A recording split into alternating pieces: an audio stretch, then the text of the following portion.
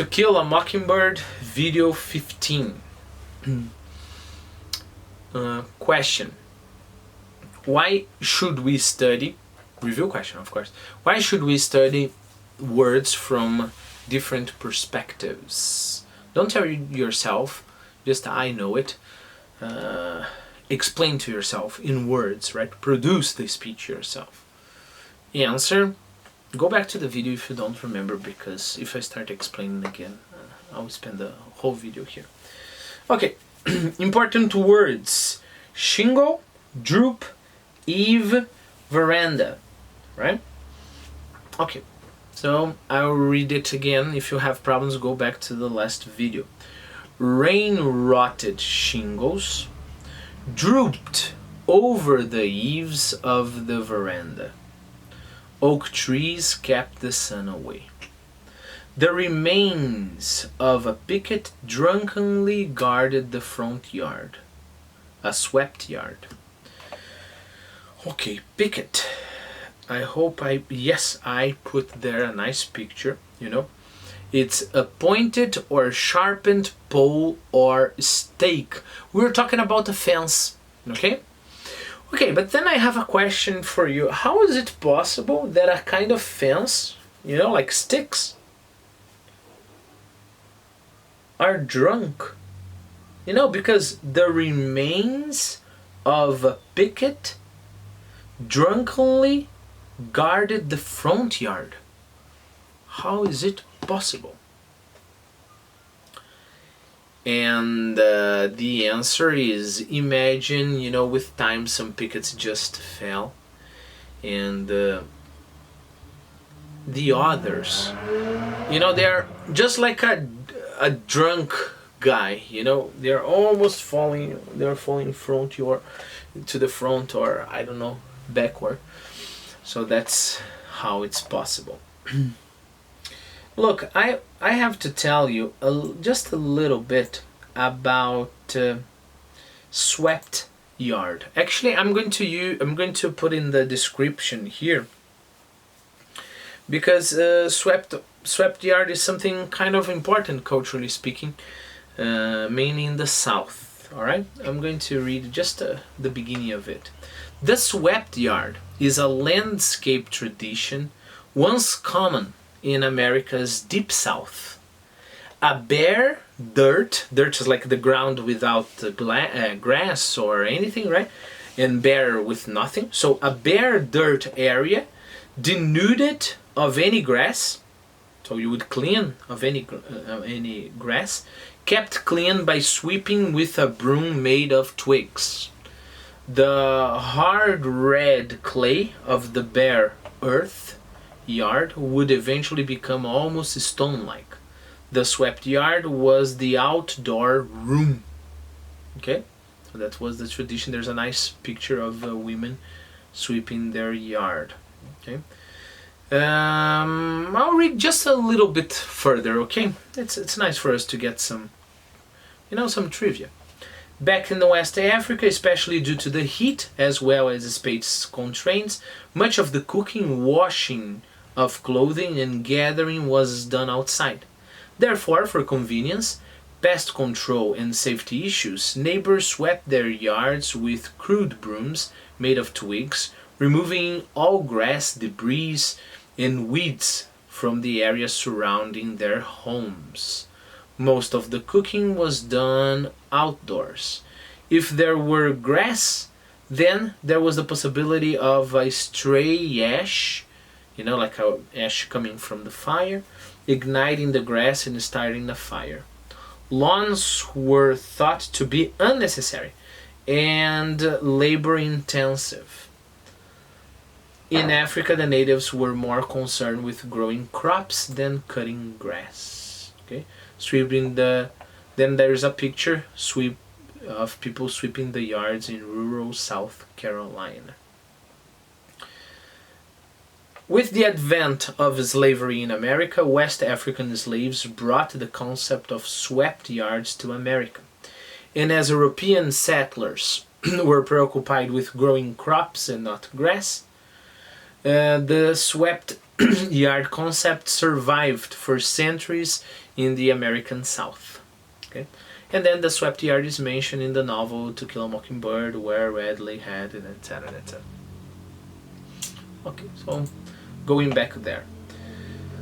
So the house there was like a swept yard. That was never swept, where Johnson grass and rabbit tobacco grew in abundance. Okay, I have a question. First, let me give you just 2 words, and then I'll ask you. First, we have Johnson grass. That's a kind of tall grass, you know. It has a kind of flower, but you have the picture there. It's much easier to visualize it. Tobacco, of course, you know what tobacco is. And rabbit tobacco is another kind of plant that grows mainly in empty lots or abandoned places. Okay. All right.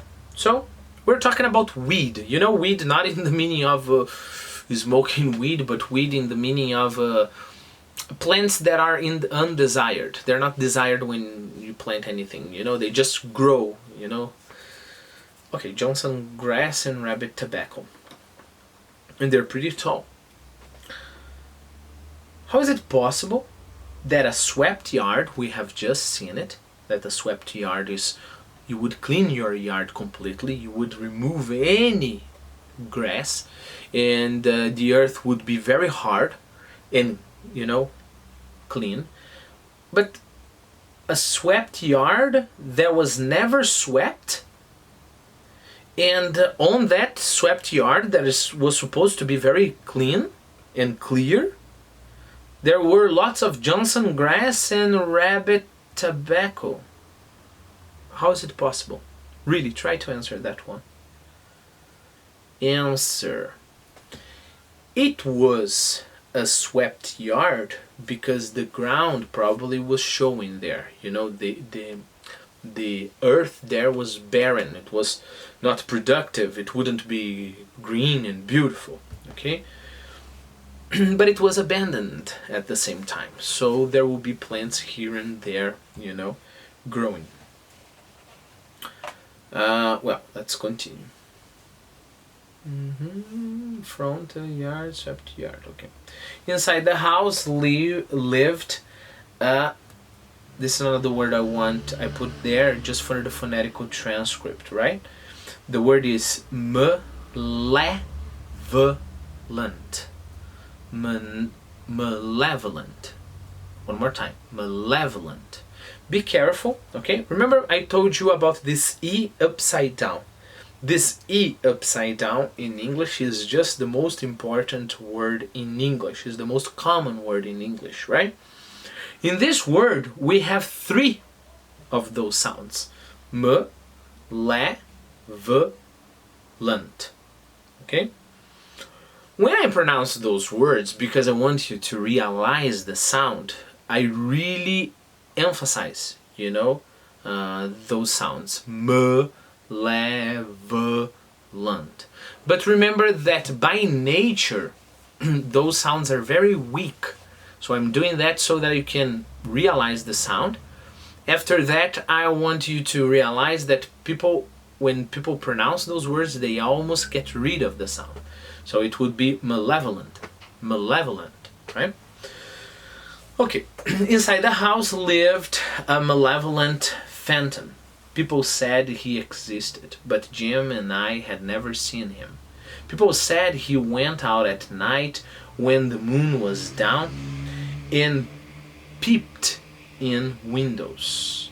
When people's again I put another word there, azaleas, right? Azaleas, right? I think I put a picture of azalea. Azalea is a kind of shrub that gives out beautiful flowers. Okay.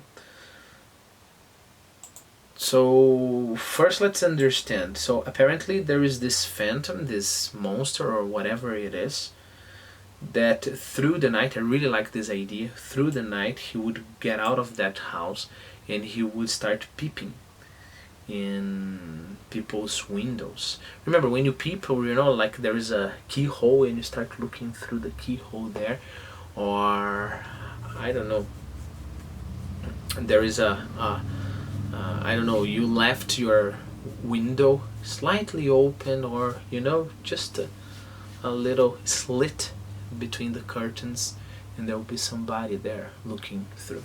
I think as a kid, to live in a neighborhood where there would be, you know, a demon or a phantom that would go out during the nights and would peep into your house, maybe into your room, it would be something, you know, food for imagination, you know. So imagine like you are having dinner with your family. I don't know, you can imagine now, you know, in your house. At that time, of course, it would be better because it's very common in the United States, right, that you won't have like a wall around your house. So sometimes you don't have even fence around your house. Or if you have fence, you have like a very low fence, so it would be very easy for somebody to jump, right? So you are in your room studying, and then, you know, there is that is lit of window that is not covered by the curtain, and you look out, you can't see anything because it's dark outside.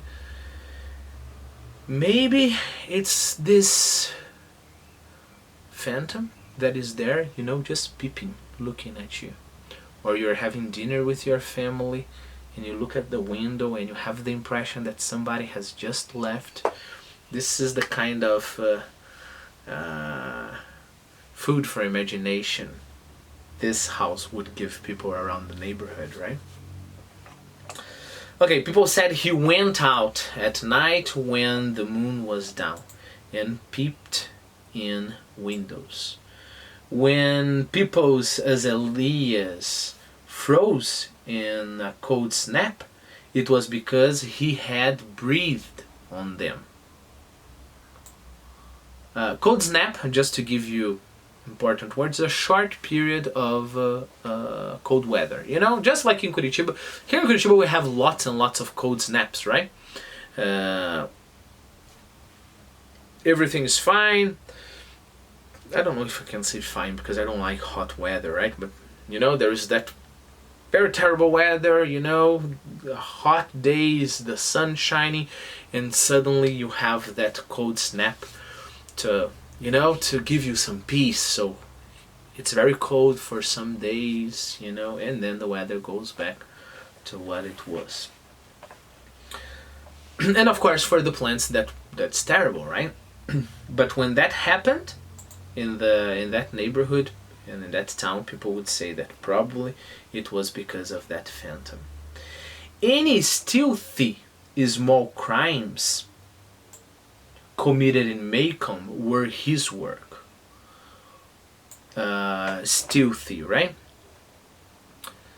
Done in a way so as not to be seen or observed. Sneaky, underhanded are two synonyms for stealthy. For example, it was a stealthy sound made by someone anxious not to be heard. One more time. It was a stealthy sound made by someone anxious not to be heard. Next, the shadows lengthened. So they became longer and longer, the shadows. And crept out stealthy. And crept out like stealthy, grotesque monsters across the grass. You know, as it was getting darker and darker and darker, the shadows would creep out, you know, just like a snake, you know, becoming, but the shadows would become bigger and bigger and bigger, and they were stealthy. That's nice. Once the town was terrorized by a series of morbid nocturnal events. Nocturnal. My stress was wrong, right? Morbid nocturnal events. People's chickens and household pets were found mutilated. Although the culprit was Crazy Addie, who eventually drowned himself in Barker's Eddy, people still looked at Radley Place, unwilling to discard their initial suspicions. So this is a very nice side story. The book won't say anything else about Crazy Addie, but you know, apparently he would go around the neighborhood killing chickens and people's pets, and finally he went to Barker's Eddy and drowned himself there. I think I'll have to open another video. My time is up.